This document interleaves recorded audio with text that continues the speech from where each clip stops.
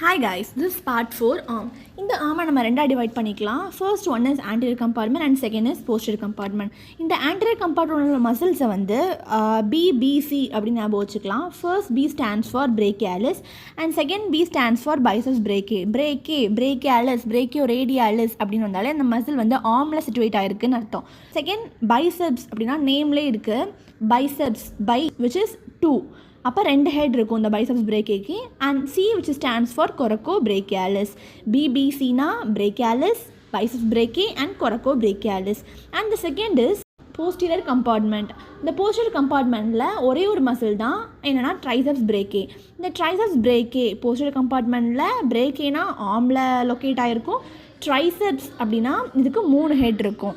இதுதான் anterior compartment and posterior compartment of the ஆர்மில் உள்ள மசில்ஸ். ஃபிஃப்த் கிளாசிஃபிகேஷனை வந்து நம்ம அப்கமிங் வீடியோஸில் பார்க்கலாம். That is 4 arm. And thank you. Bye bye.